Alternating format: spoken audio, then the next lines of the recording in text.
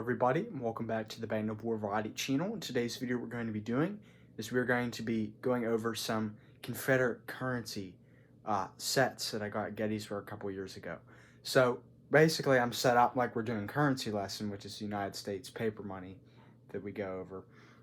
But I did want to take the time to go over some of these sets of Confederate currency from the Civil War, since we're about done with the Union or the United States issues with compound interest treasury notes in the Civil War eras. We just have a couple more notes to go over, and that'll be coming up soon.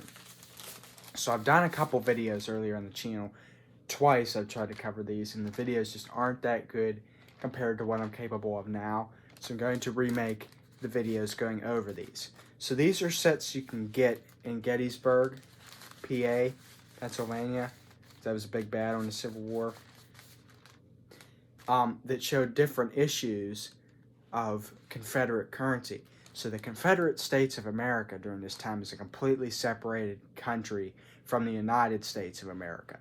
So that was what the war was all about on paper. It was about the split between these two tops of the two parts of the country.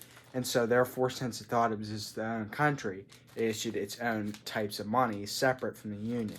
Now, there is a Union currency set as well, but I believe that these are private issues from the 1850s or special singular national bank notes, which I think they are, because they're from certain national banks that issued their own notes that were still doing that at the time when the treasury started to become more centralized and the government started to issue the paper money. So I think that's what these are, but we'll go over that later, and I'll explain more about that. So obviously there's way more Confederate issues than what's covered in these sets, but it does give you a couple insights, replicas of the currencies, of what that was like. So I don't know much about Confederate currency, but it does give you information on the back of the envelope that tells you about this. So basically it gives you a description that after the Civil War broke out, Confederate government began to issue its own paper currency as legal tender to the citizens of the South. And basically most of these notes were interest-bearing notes, like we have gone over in currency lesson, where they accrue interest over time. So they're sort of like war bonds in later times during World War I and World War II. They just weren't called that during this time, but it was the concept. So the first thing in the first set is this 50-cent note from Georgia, 1863, issued by the state of Georgia at Milledgeville. The note is dated January 1st, 1863, and depicts three workmen talking. So these were known as shin plasters. The Union did this as well because there was a shortage of small change during these war times. So they decided to issue paper currency that was worth the value of small change because of that shortage. So these were known as shin plasters. The Union did a lot of that, and that is referred to today by paper money collectors as fractional currency, and it is highly collectible and very easy to establish typesets of that. We have not gotten into that in currency lesson yet. But basically this is a 50-cent note. These do not have backs. I don't know if they did in real life, but these are just copies, obviously. But that's the 50-cent note. Then we have a $1 note here. Let's see what it says.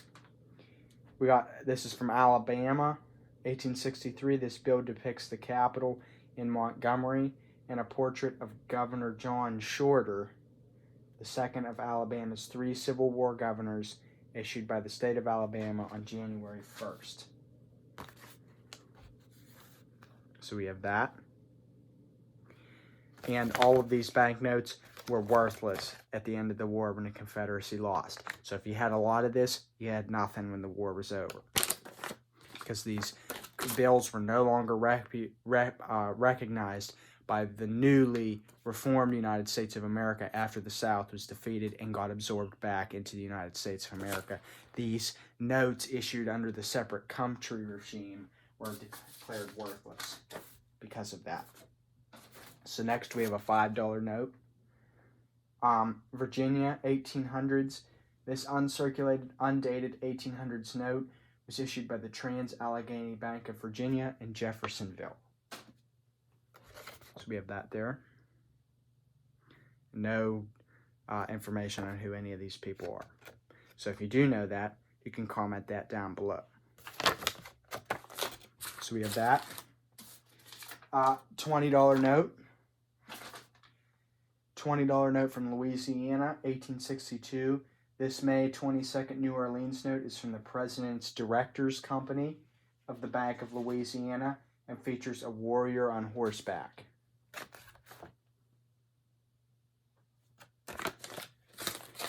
We have a $50 note next. I have seen the real version of this before. This is a more common Confederate note to collect. $50 Confederate States of America, 1864, dated February 17th. This note features Jefferson Davis, President of the Confederate States of America.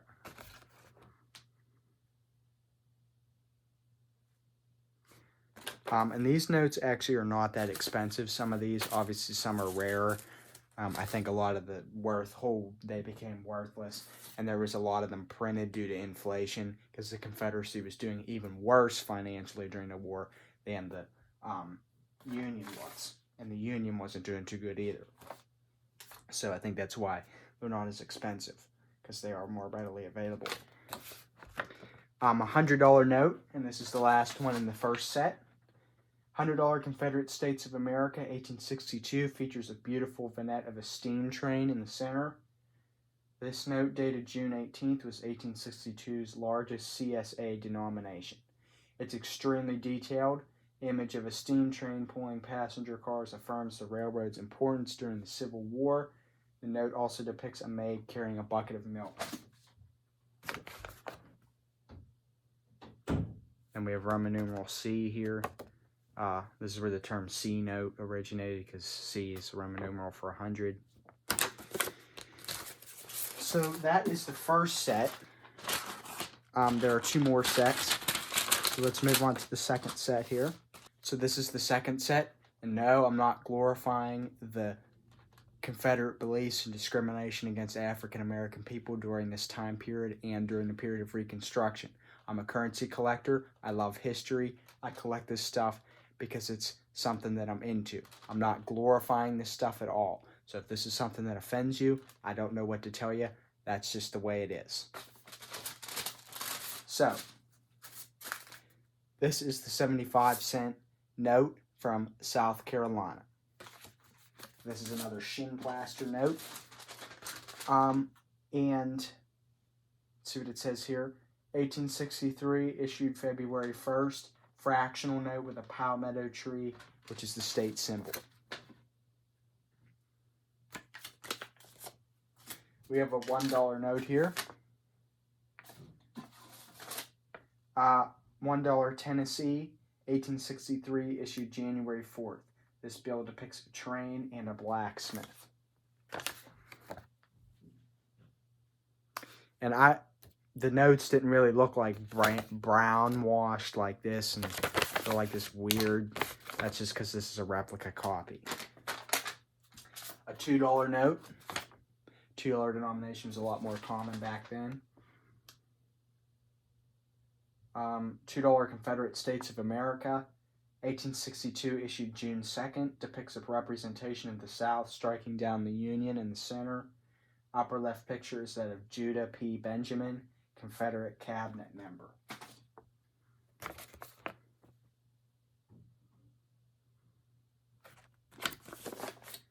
Okay, so now we have a $10 note from Alabama, 1864, issued January 1st, depicts Governor Thomas Watts of Alabama.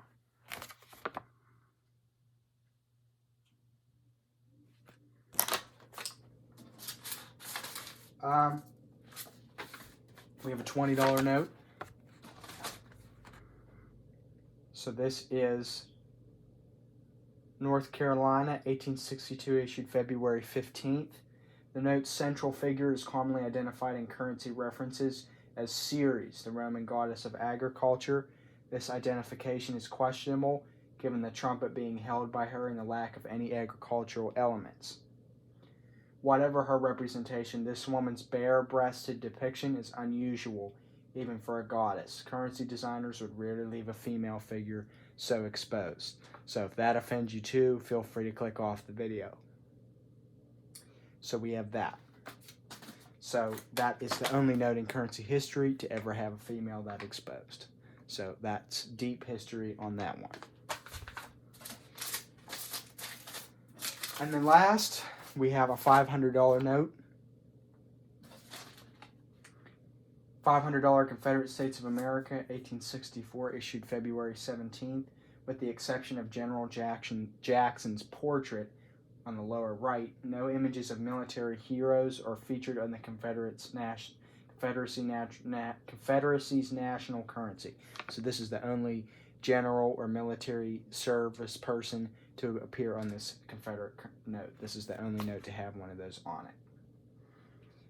This elaborate note was designed in part as a memorial to Jackson, who died in 1863 after being accidentally shot by his own men at the Battle of Chancellorsville.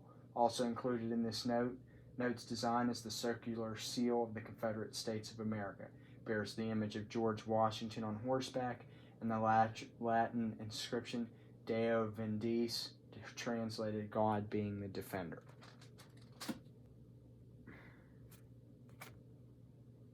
So that is that. So now we're going to move on to the third and final set. I don't know if you could get even more of this stuff. You probably could. I haven't been there in a long time. And I didn't look around as much back then. But we have one more set. That's this set here. So we have another Shin Plaster note, 10 cents from North Carolina.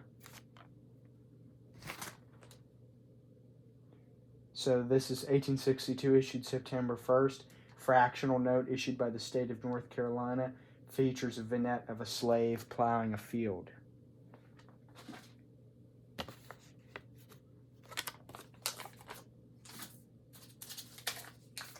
We have a 25-cent note from Florida. 1863, issued February 2nd. Fractional note issued by the state of Florida. Okay, then we have one more Shin Blaster, 50-cent note. Just a general Confederacy note. $50 Georgia, 1863, issued February 2nd. So that, or no, that's not 50 cents. So this is just general Confederate States of America. It's not a specific state it's assigned to. But it does say Richmond, Virginia, which was the capital of the CSA at the time. 1863, issued April 6th, Confederate fractional currency with the bust of CSA President Jefferson Davis. The 1863 and 1864 50-cent fractionals were the only notes issued by the Confederate States of America that had stamped signatures. So, stamped signatures on here are right down there.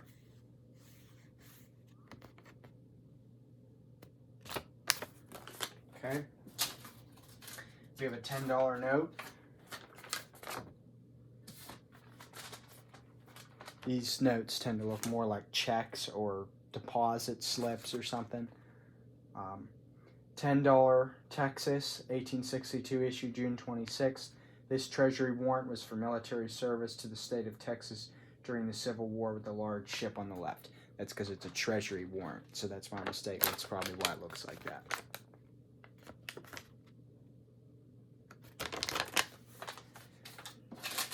We have a $50 note. So this is also from Georgia, 1863, issued February 2nd, issued by the state of Georgia. Bears a Roman numeral L surrounded by a coiled rattlesnake at top. Coat of arms on the left side. So we got the snake here. I'm guessing that's the coat of arms too.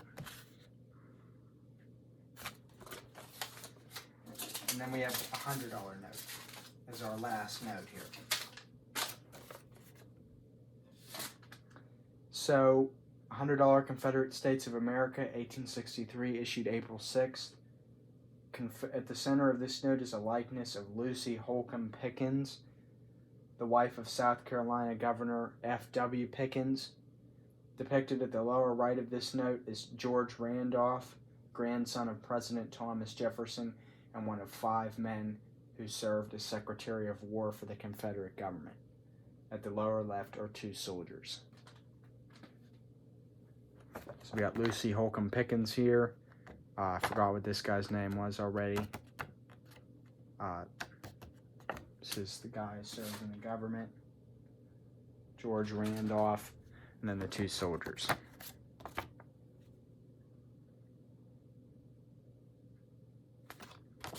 And that's that C note. So that is all of the Confederate currency sample sets that I have. Like I said at the beginning of the video, I have a Union currency set right here. Now, like I said, I don't think that these are federal issues because none of these are any that I've seen before, because I know way more about United States paper money than I do about Confederate States paper money. Even though this isn't Confederate States paper money, I've never seen it before. Because, as you can see here, these are not very familiar. So I think these were issued individually by chartered banks, because they do bear names of specific banks on them, and that is what indicates that to me. So these were not federal issues. But anyway, let's look into this. So we have private, before the Civil War, citizens conducted trade by barter or exchange for metal coins. And basically it talks about the shortage of small change, silver, gold, and copper coins during the time. And so they had to switch to different types of currencies. So it talks about shin plasters on here, like I said, the small fractional notes to replace the shortage on coins and take the place of those coins.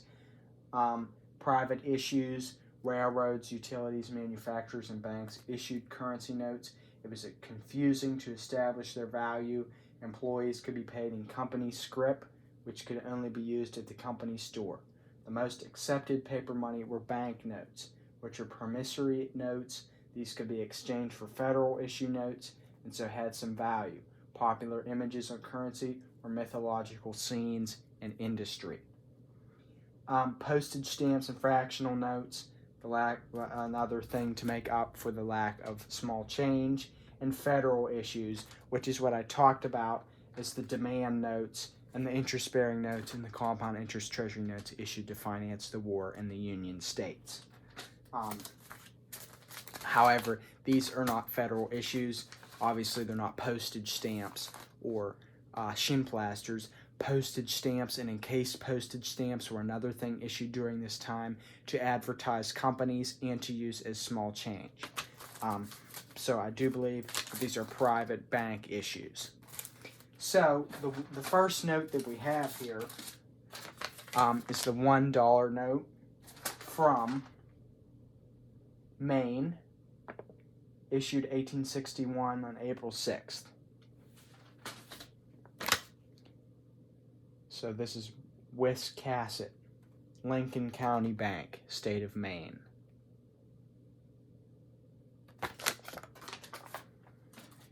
The rest are $5 notes. So this is New Ipswich Bank from New Hampshire. So 1863, issued April 6th. State of New Hampshire. Okay. So now we have a $5 note from the Chester Bank, Orange County, New York.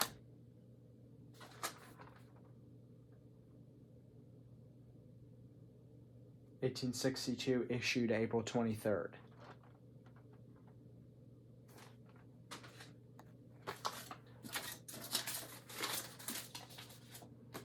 The next one is from the Darber Bank. Egg Harbor Bank.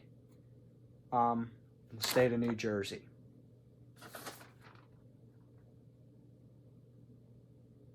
(1861) issued April 6th. Vignettes of a maiden sitting in a Roman numeral V, as well as another of a maiden reclining. So maiden in the V and maiden reclining. And these also do not have any back designs. Second to last one here, Allegheny County Bank from Cumberland, state of Maryland.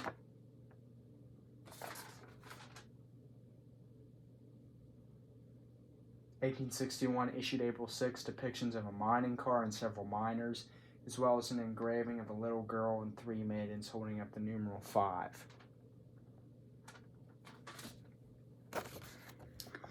So we have that, the maiden, or the little girl, and then the women holding up the number, or that's the women holding up the number 5, and then this is the women.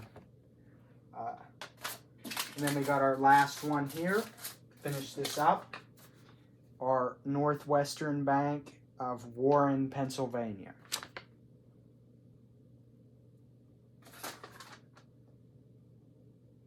(1861) issued April 6th. So Warren is in the far north of the state, on the New York border. So that is that. So that's what we have for the private issues of the Union currency set. And that is the Confederacy currency sets as well. So anyway, guys, that's going to be it for today's video. I figured this would be a good video as a little interdisciplinary switch up to our currency lessons. So to go over some different realms of currency. But that is all I have for that. So anyway, guys, that's going to be it for today's video. So please like and subscribe. That helps out the Band of Board Variety channel. And stay tuned for more upcoming videos. But anyway, guys, that's going to be it for this video.